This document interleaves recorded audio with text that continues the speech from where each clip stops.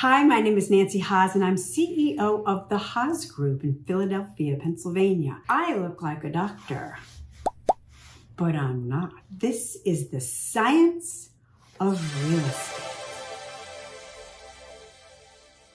Hi, hey, I'm Michael Blowney. I'm with Keller Williams Mainline as a buyer's agent, and the Haas Group is a buyer's agent and negotiator and a bunch of other stuff.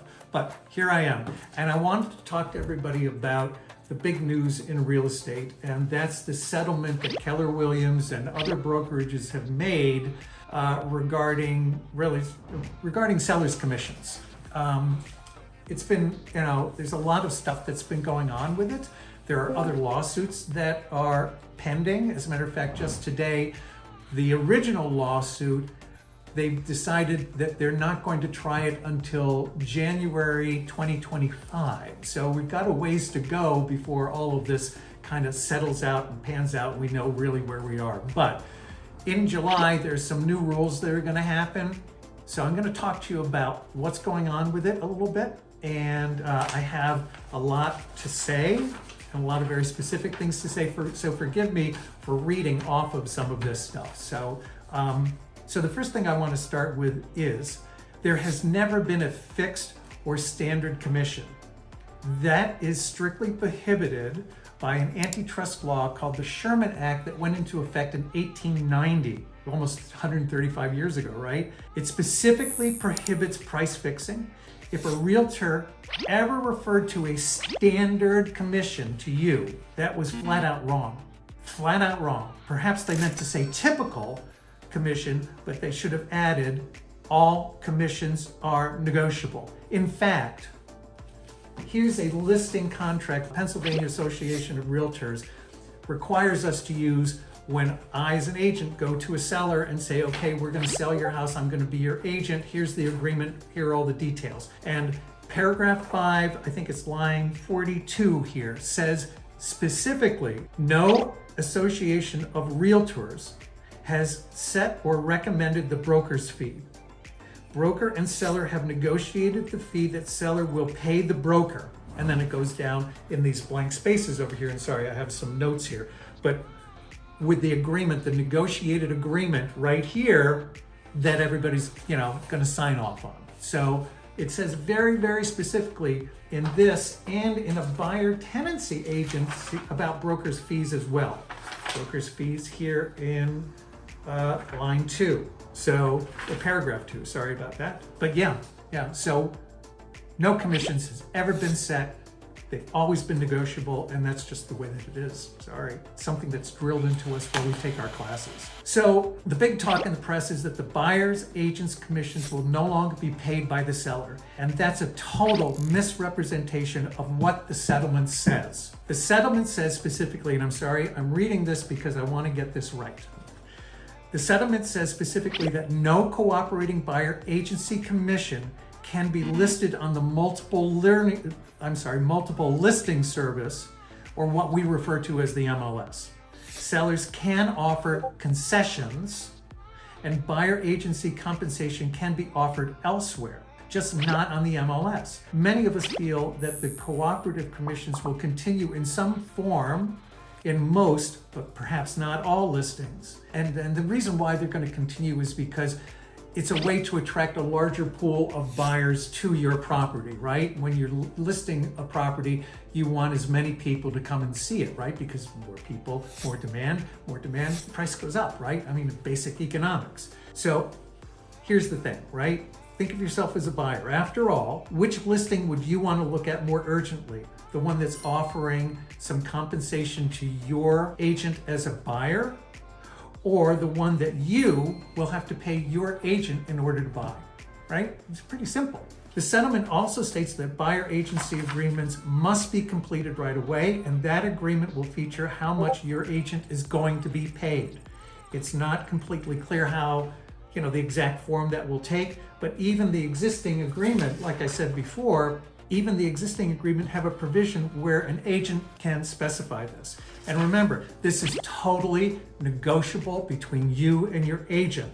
And the length of time that agreement stays in effect, and the terms under which you can terminate that are also negotiable. So all of these terms are negotiable. Now, I may say my minimum charge is $2,500 and the maximum is 2.5% of the gross sale price. And you may come to me and you say, you know what, Michael, I'd rather it be 2%.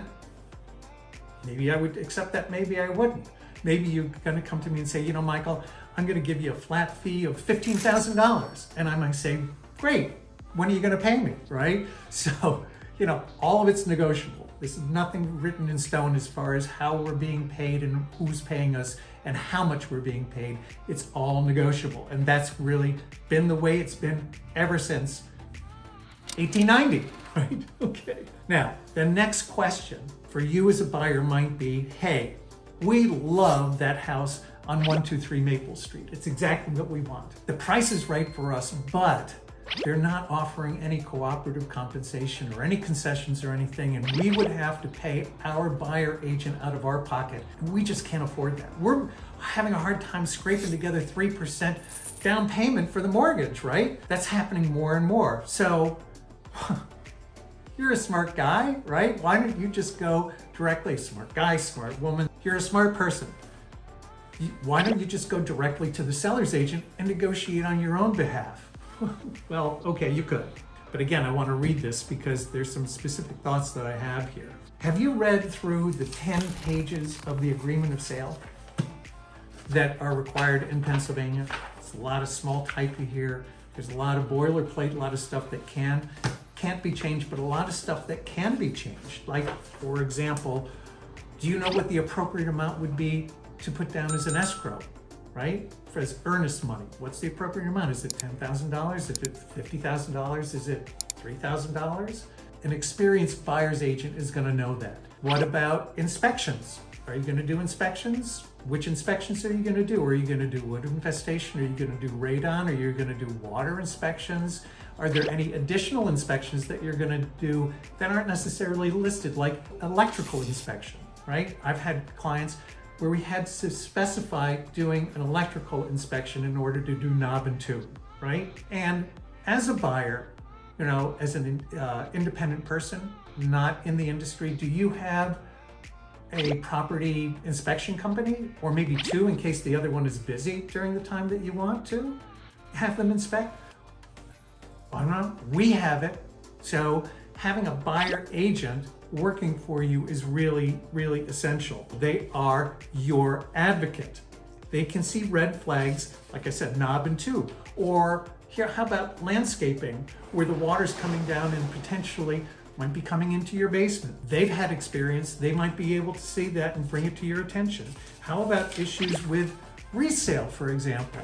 Is there a train track in the backyard? Or what about street parking? Is there no street parking around? And is that going to affect the value of your property 5 years from now, 10 years from now, or even 3 years from now? Most people sell their homes within 3 to 5 years of buying it and they move on to the next one, right?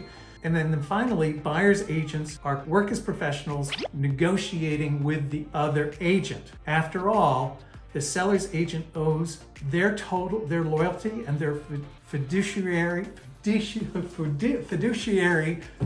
okay. The seller's agent owes their loyalty and their fiduciary responsibility to who? The seller, not to you. The agreement you and your buyer's agent sign obligates that agent to put your interests above everybody else's, above his brokerages, above his family's. Yours comes first. That's the agreement. That's the fiduciary responsibility that your agent owes you. Buyer's agents have never existed before the mid-1990s. Since then, they've become an essential part of the industry. We, and I am a buyer's agent after all, will still be here because ultimately, we get our clients to the closing table in the shortest time, with the least amount of hassle, and at the right price. Thanks very much. I'm Michael Blowney, Keller Williams Mainline and the Haas Group. Thanks for listening.